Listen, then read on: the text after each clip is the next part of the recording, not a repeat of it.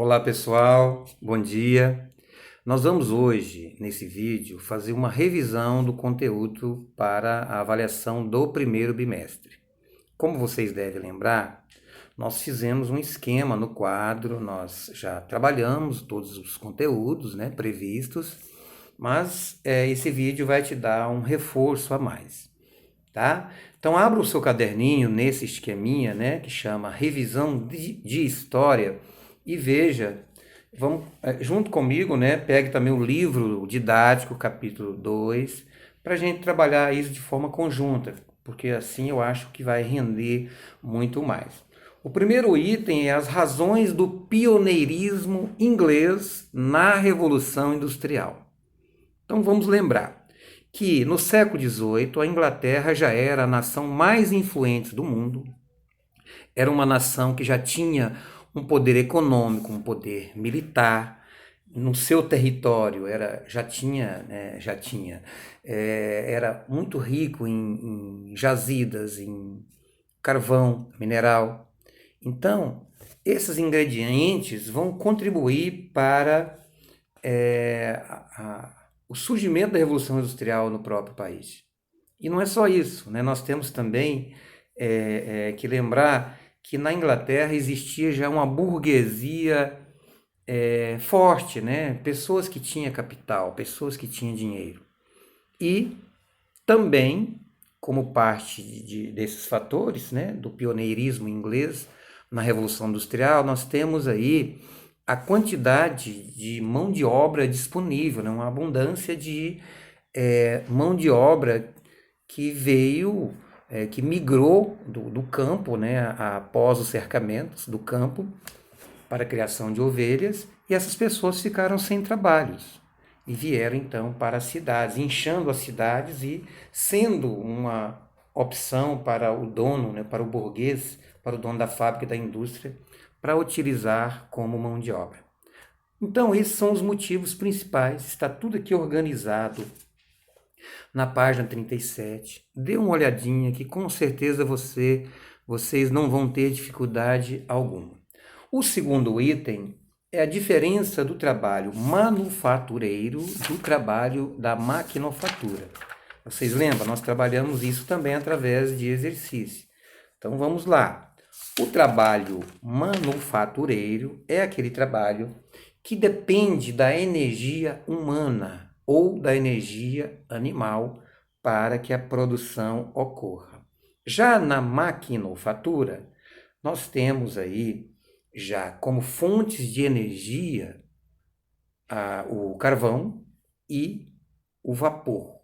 Claro que utilizando também a força humana, O homem vai operar essas máquinas. Então são essas duas ideias fundamentais, muito claras, que você não vai ter dificuldade de entender ao longo do capítulo 2, ok? O outro item é as condições de trabalho dos operários ingleses durante a Revolução Industrial. Vocês lembram, eu sei que eu lembro que teve até alguns alunos assim que ficaram até sensibilizados pelo exagero, pela forma que o patrão tratava os seus empregados. Então, por exemplo, salário, para começar, um salário muito baixo, a carga horária era exagerada, 14, 16, 18 horas por dia. Uma outra coisa que era muito comum também, a burguesia, o dono do capital, eles optaram pelo trabalho infantil e pelo trabalho feminino, porque eles podiam pagar um valor menor do que pagaria para um homem trabalhar, por exemplo. Não tinha nenhuma lei, não tinha nenhuma legislação que protegesse o trabalhador. Por isso, a coisa corria solta, era uma terra sem lei, digamos assim. Então, essas eram as condições de trabalho durante a Revolução Industrial. Isso só vai mudar com a organização de sindicato, com a organização da classe trabalhadora, mas isso vai um tempinho ainda. E como existia muita mão de obra disponível, o dono do capital, o dono da fábrica, a burguesia, acabava abusando do seu poder econômico. Um outro item, que é o terceiro, o aluno precisa dominar, pelo menos, né, digamos, superficialmente. A gente não vai exigir uma totalidade de domínio do conceito, porque realmente é um tema um pouco difícil para o aluno do 8º ano, que ainda está na fase de elaboração do seu vocabulário, normal, natural, sem problemas. Mas o aluno precisa dominar um pouquinho sobre o que é capitalismo e o que é socialismo, porque o capitalismo não tem mistério, ele está na ordem do dia, ele está no seu cotidiano. Então, o capitalismo é uma organização social e econômica, é um modo de produção que começa a ganhar força ali no final da Idade Média, né, com a burguesia que surge. Depois, durante as grandes navegações, nós temos o capitalismo mercantil e ele vai consolidar-se durante a era industrial, ou seja, o capitalismo industrial. Então, o capitalismo industrial ele vai consolidar a separação entre as duas classes sociais. A classe do lado de cá, que são os trabalhadores que vendem sua força de trabalho em troca do salário, e desse outro lado, os capitalistas, os proprietários, os donos dos meios de produção que produzem mercadorias para obter o lucro. Então, vamos entender, além disso que eu citei, que o capitalismo ele se baseia na propriedade privada, propriedade particular. E ele se baseia também na acumulação de capital e na existência do trabalho assalariado, além da competição de preços e mercados. Ou a concorrência, né? Que é a mesma coisa, né? Lei da oferta e da procura. E é importante que você entenda que isso é capitalismo. Isso está no seu dia a dia. Você compra, você vai para o shopping, você vai para o cinema. Se você não ter o dinheiro, você não compra. Você só vê quem vai comprar, quem vai consumir aqueles produtos. Agora, o socialismo ele tinha uma proposta diferente. Então, eu já expliquei isso e é bom que você entenda. O socialismo é uma teoria social. É uma teoria do Karl Marx. Na prática mesmo, ele não existiu. Porque o capitalismo aqui, o que ele propunha, segundo Karl Marx? A criação de uma sociedade sem a propriedade privada dos meios de produção. O que são os meios de produção? O capital, o dinheiro, né? As fábricas, as máquinas. Isso são os meios de produção. Então, esse modo de produzir que o Karl Marx e Engels vai propor vai se chamar, então, socialismo científico. Isso não existiu. Ah, mas e a União Soviética? A União Soviética fez a Revolução Russa em 1917. Num primeiro momento, a ideia era essa, né? Você ter uma sociedade onde os trabalhadores tomariam conta da produção. Mas o que ocorreu é que, após a Revolução, o Estado tomou conta dos meios de produção. O Estado passou a ser dono das fábricas, das indústrias e do capital. Então, o que mudou?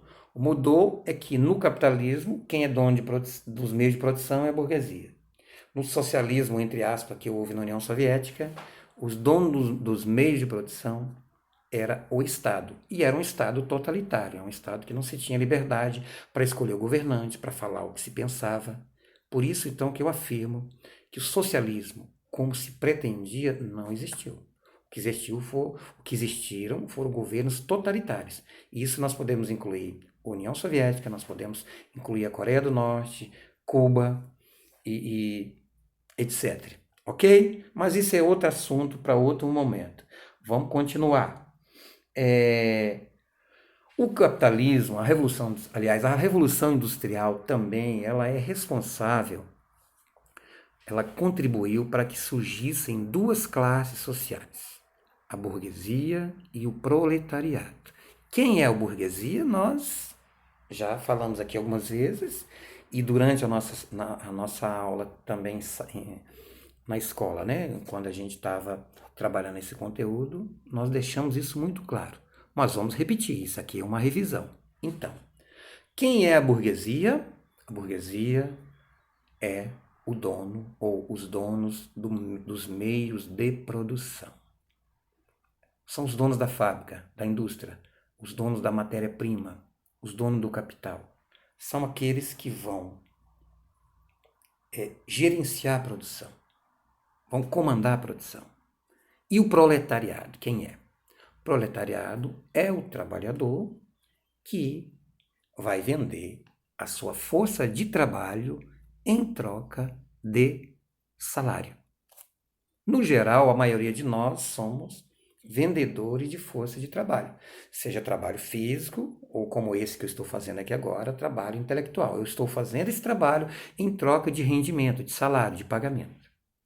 Então essa é a diferença dessas duas classes que surgem nesse momento da Revolução Industrial, que está também muito bem localizado no capítulo 2, dê uma olhadinha com calma, vocês agora estão tranquilos e eu acho que dá para fazer um trabalho legal, dá para fazer uma avaliação muito boa. E, continuando, esse então, que eu acabei de falar, faz parte de quê? Do capítulo 2, a Revolução Industrial. Mas nós temos outros temas relacionados à expansão da América Portuguesa. O que é a expansão da América Portuguesa? Após a chegada dos portugueses aqui na nossa América, depois de ter explorado o pau-brasil, depois de ter explorado as riquezas, né, que essa madeira possibilitava, eles agora vão adentrar ao sertão, ao interior. Então é nesse momento em que eles vão, então, aqui em particular, buscar ouro, diamantes e pedras preciosas. Então, graças às expedições chamadas bandeiras, entradas e bandeiras, nós vamos ver que o objetivo era buscar ouro, capturar escravos fugidos e também capturar índios para tentar colocá-lo num trabalho escravo. Então, o que eu quero dizer com essa lorota toda? Nós temos entradas e bandeiras. O aluno precisa dar conta de definir o que é entrada e o que é bandeira.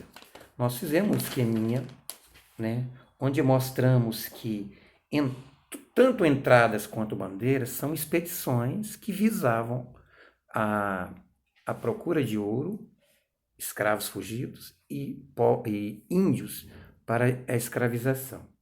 Todas duas são expedições, tanto entradas quanto bandeiras. Mas tem uma diferença aqui em quem organiza. Por exemplo, as entradas são organizadas por autoridades coloniais, ou seja, por autoridades da colônia portuguesa. Isso é entrada. Já as bandeiras, elas são expedições organizadas por particulares, por dono de minas, por pequenos comerciantes. Então é muito simples, mas as duas expedições tinham o mesmo objetivo, ok? Bom, aí, o que nós temos mais para tratar que vai fazer parte dessa avaliação nossa do primeiro bimestre? A região amazônica no final do século XIX. Vocês lembram que a gente passou um texto para vocês que chama A Ocupação da Região Amazônica. Só que eu quero que vocês se ocupem particularmente só com o século XIX. O que estava acontecendo no século XIX? A exploração da borracha. A borracha brasileira da Amazônia, ela vai ter uma importância fundamental por causa de quê? Por causa da Revolução Industrial, exatamente na Inglaterra. E os outros países que já estavam fazendo também essa revolução, a própria Alemanha, a própria França, né, já estava na segunda Revolução Industrial. Então eu quero que vocês explorem o século XIX, mostrando a migração, principalmente migração de povos nordestinos que vão buscar a Amazônia como uma região onde eles vão buscar o seu sustento material, ok? Fora isso, após isso, nós temos os tratados de limites. Nós vamos nos ocupar apenas com dois tratados, o Tratado de Tordesilhas e o Tratado de Madrid. Também de uma forma simples, nós não vamos inventar, só queremos que vocês dominem, né, o mínimo de um conceito, né, um conceito que a gente chama de conceito básico. que é o Tratado de Tordesilhas? O Tratado de Tordesilhas é aquele tratado assinado entre a Espanha e Portugal, que, né, de uma forma simples e prática, vai dividir a nossa América entre espanhóis, entre portugueses e espanhóis. Foi assinado no ano de 1494. Esse é o Tratado de Tordesilhas. Tá, e o Tratado de Madrid? O Tratado de Madrid, ele tem uma particularidade interessante. Ele veio para anular o Tratado de Tordesilhas. Ou seja, a partir de agora não tem essa que esse do lado de cá é espanhol, esse lado de cá é português. Não. Agora é dono, digamos assim, quem ocupar primeiro. Por isso que os portugueses vão avançar um pouco mais para a região amazônica, e a região amazônica fica realmente uma parte maior fica no território brasileiro, porque eles avançaram. Então, o Tratado de Madrid vai garantir a posse desse domínio português, que depois do fim do domínio português aqui na América vai pertencer ao Brasil. O último item, a crise da coroa portuguesa. O aluno precisa saber por que a coroa portuguesa entrou em crise. 2 motivos apenas que eu quero que você lembre nesse dia da prova. Primeiro, a concorrência do açúcar, da atividade açucareira com os holandeses. Os holandeses, aqueles que faziam até açúcar de beterraba, lembra? Então, esse é o primeiro motivo. O segundo motivo, que também veio quase no mesmo momento, foi a crise do comércio das especiarias no Oriente. Esse comércio entra em crise, então Portugal precisa agora, a partir desse momento, arrumar uma outra alternativa econômica. E essa alternativa seria, então, a busca de ouro e metais preciosos, diamantes, etc. Ok? Então, é isso que nós precisamos que você lembre, para que a gente possa fazer um trabalho legal, um trabalho bacana. E a gente se encontra no próximo vídeo. Vou pedir para vocês, não para que não por vaidade, nem para me tornar um youtuber, porque eu não tenho essa pretensão. Nós estamos aqui apenas amenizando essa questão aí dos problemas criados pelo coronavírus, né? Então, dê um like nesse vídeo e se inscreva, né, nesse canal. Esse canal foi criado com essa finalidade, para a gente enviar materiais para vocês enquanto a gente não puder ter aulas presenciais. Então, vou falar aquilo que todo youtuber fala, né? Se inscreva no nosso canal e acompanhe o que a gente vai estar fazendo da agora em diante. A gente vai trabalhar dessa maneira, ok? Muito obrigado pela atenção de vocês e lembre-se, fique em casa. Obrigado.